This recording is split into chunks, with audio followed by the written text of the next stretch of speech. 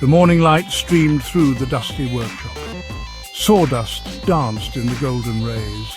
Daniel, a man weathered by years of tireless work, meticulously carved a piece of wood. His calloused hands moved with practiced ease, each movement a testament to his dedication. He ate a simple breakfast, a single roll he'd brought from home. Work consumed him. He barely had time for a proper meal, let alone a moment's rest. But every swing of the hammer, every bead of sweat, was fueled by love for his family. As the day wore on, the workshop echoed with the rhythmic clang of hammer against nail. Daniel lost himself in his work, the wood taking shape under his skilled hands.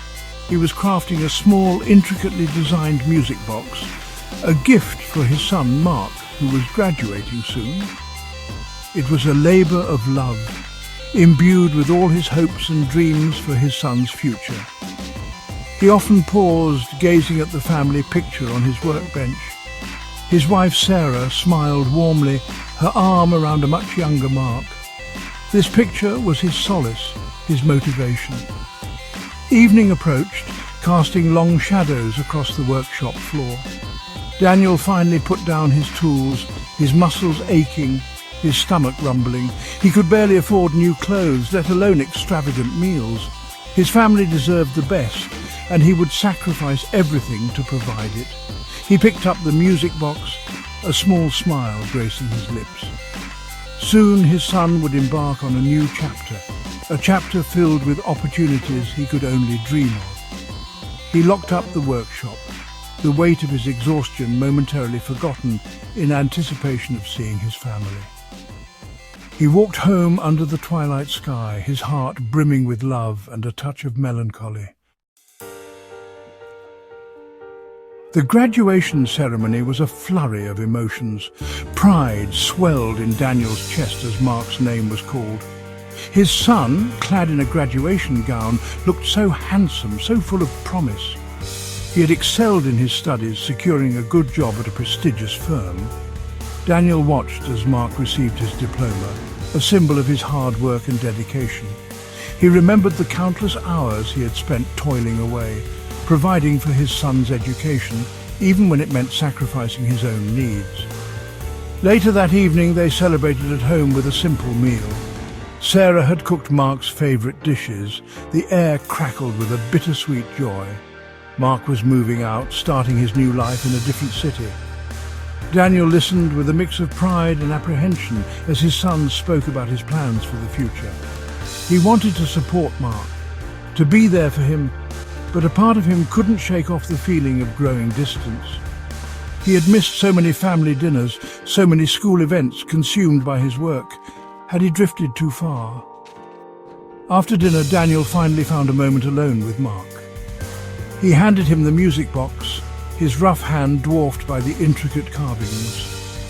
"This is for you, son," he mumbled, his voice thick with emotion. "For all your achievements."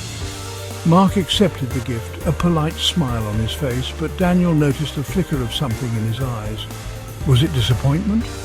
He pushed the thought away, clinging to the hope that his son understood the depth of his love. The night wore on, filled with laughter and reminiscing, but a shadow of unease lingered in Daniel's heart. Days turned into weeks, then months. Mark was thriving in his new job, his calls home filled with excitement about his career. Daniel listened, his heart a mixture of pride and a growing emptiness.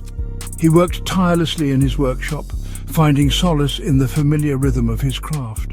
He had poured his heart and soul into creating a beautiful life for his family, but somewhere along the way he had lost his connection with them. His conversations with Sarah were strained, punctuated by long silences. She seemed distant, her eyes filled with unspoken reproach. One evening, Daniel returned home from the workshop, his body weary, his heart heavy. He found Sarah sitting at the kitchen table, her face pale, her expression unreadable. He sat down opposite her, a knot of dread tightening in his stomach. "Mark called," she said, her voice trembling slightly. He's not happy, Daniel. He feels neglected, abandoned. He says we were never there for him. The words hit Daniel like a physical blow. He tried to protest, to explain that everything he had ever done was for them, but the words caught in his throat. He looked around their small home, his gaze lingering on family photographs, on the hand-me-down furniture. Had his love been so poorly expressed? Had his sacrifices been in vain? He reached for Sarah's hand, but she pulled away, her eyes filled with a lifetime of unspoken hurt. "He needs us, Daniel," she whispered, her voice breaking. "He needed us then, and he needs us now." The weight of her words crushed him. He had failed as a husband, as a father. And in that moment, as silence descended upon them once more, he felt utterly and completely alone. The next morning, Daniel awoke to an eerie silence. He went to the kitchen, expecting to find Sarah preparing breakfast. The table was empty, the chairs askew. A sense of dread washed over him. He called out for Sarah, for Mark, but his voice echoed in the emptiness.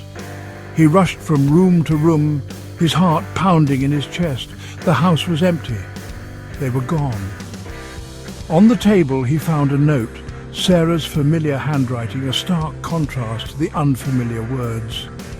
"We can't live like this anymore," the note read.